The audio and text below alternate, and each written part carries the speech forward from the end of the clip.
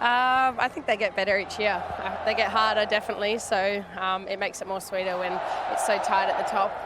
But yeah, it's my fourth, but it's some people's first, so we'll celebrate it like it's all our first. We've all spoken about the rotation in this team and about the squad as a family. For you, you've experienced that more than most, players you've had to come in that you've played with. Has this been a challenge for you this season? Yeah, but I've enjoyed it. I think it's always nice to welcome new players into the team, and like I said, it's some people's first here, so it's awesome to do it again, and it's been a joy to play with all the new players, and hopefully we have a few more coming in. Not Carly. Exclusively. Yeah, no, wheel me out. Sam, for you, obviously, like you say, you've played a bit of a different role this season.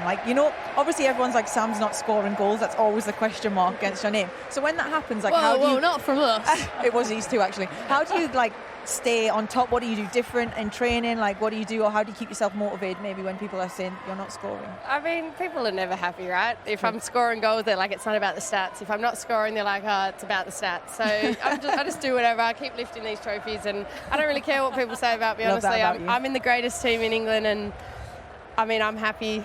The team's happy, so it's not about me, it's about the team, and I'm happy, so what can I say? And that's what we love about you. Sam, there was it seems like you shifted into sixth gear, the last 6 or 7 games. Was there a conversation? Was there a turning point? Was there something that just really for you guys just went, wow, bang, this is what we're going to do? Yeah, I think we've shown over the last few years that the last few games of the season we're a different team, but honestly I think once, it sounds bad, but I mean not bad, but once you get knocked out of the Champions League, it's easier to be fresh, it's easier to prepare for games, and I don't think people realise when you're preparing for even City when we went away, we had 12 hours really to look at that. We had one training session, so it's difficult. So after we got knocked out of the Champions League, as disappointed as we was, we had 2 days off, and then it was back to business, back to winning the FA Cup, back to winning the league, and they're the only 2 trophies we had left. So we had more time is the only thing I would say. And you're out of the Champions League, and then you've got the league to focus on. You were chasing Manchester United. Did that feel like added pressure to you, or was it always, we're going to catch them and it's, there's non-negotiable about that? Yeah, I think at the end of the day it was still in our hands, right? So I think it was a little bit of pressure, but last year was the same thing. We knew that we had to win every game, and if we did, and we took care of ourselves, and I think we like it that way as Chelsea. I was going to say, is that the way you prefer I think to be? Chase. Yeah, I think we play better like that. We play better under pressure, and the next step for us is playing like that in the Champions League.